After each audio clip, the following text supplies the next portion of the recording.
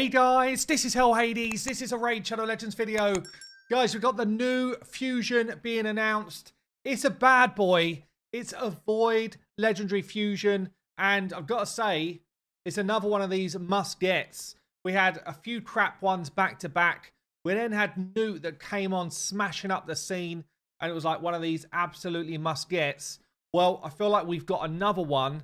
And I mean, damn, this dude is going to be absolutely crazy. Emic Trunkheart. Let's have a quick look at this Sylvan Watcher here. Look at the shield, by the way.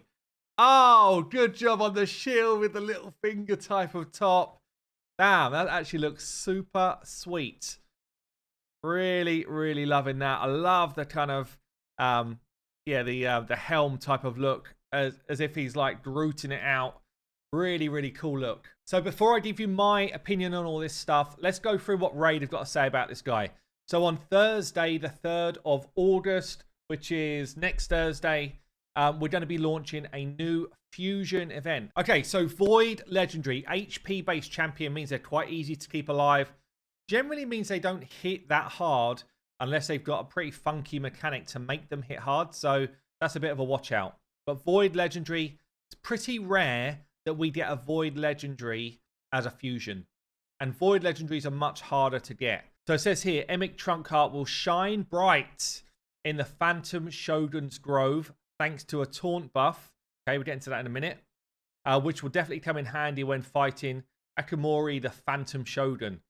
His ability to place shield buffs and increase their value, along with placing Unkillable, makes him really helpful for battling the Demon Lord. And you probably won't mind Unkillable in the arena to counter Cupidus and Venus. Are they watching some of my reset videos or what? Okay. Well, let's have a look and see what I think. Let me just see at the bottom here if there's anything else that's funky. Please note that the format of this fusion will be a bit different, but already familiar to you. Just as usual, you'll need to fuse the legendary champion from epics, but you'll need to summon the epics from fragments. Okay, so it's going to be one of these kind of like hybrid fusions. So there's not going to be a whole bunch of rares in the mix. The way it's going to look will be 4 epics here, which you will need to collect fragments for from doing the normal type of run of events. Yeah, so 4 epics will be here, which then fuse into the legendary champion. Now, this, I mean, it's kind of similar, right? It means you don't have to ascend and level up a load of rares, which is good. It still means we're going to get at least 1, but likely 4 new epics into the game as well at the same time, which might end up just being good champions that if you can't get the legendary, you've got another option. But yeah, I guess we'll wait and see. But it does mean they're generally hard. So let's have a look at his kits. I love the appearance. I love the way that shield is moving, by the way. So Earthroot Tendril for an A1. Attacks an enemy. Increases the value of all shield buffs on this champion by 25%. This is kind of like the Brogni style increased shield, I guess. Also increases the value of any shield buffs on the ally with the lowest HP by 25%. Damn, that could be pretty nutty if you've got like Nephral shielding going on.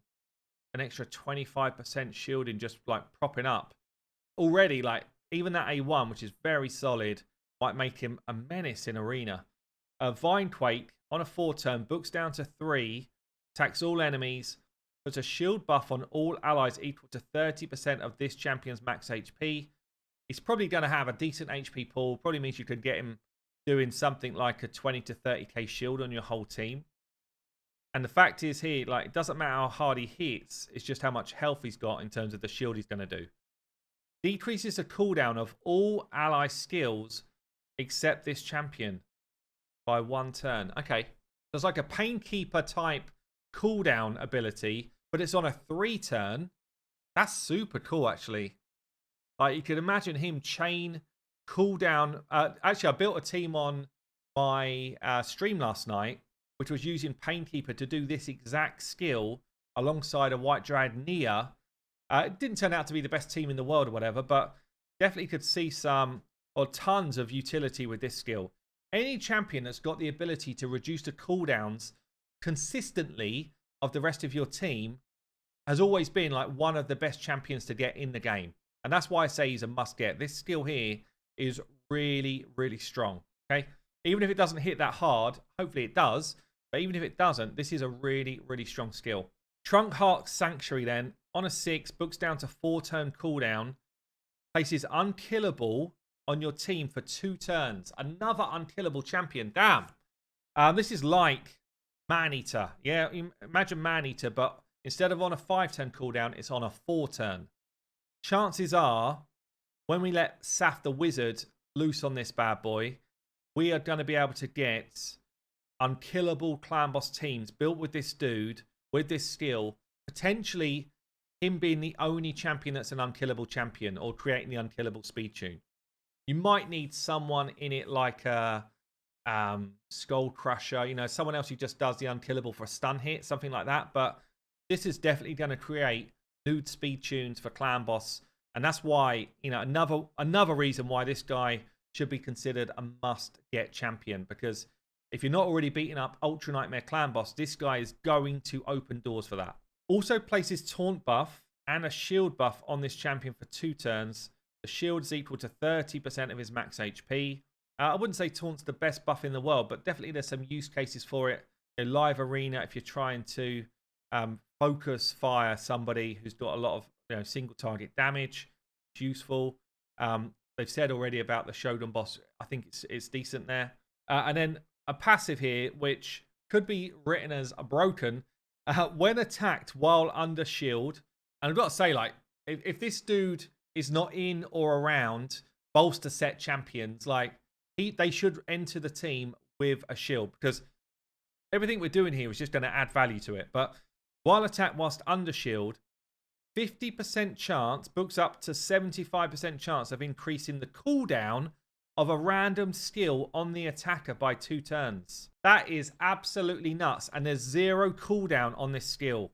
Absolutely nuts. So if you can imagine, someone's hitting you, say, with an A3. So that skill can't be, you can't increase a cooldown of that anymore, which means it's going to basically put the other skill on that champion's kit on lock. It's going to lock it out. Yeah, every time he's attacked. And he's going to be taunting, which means that even if it's like any hit is going to be coming into him. It's pretty mad.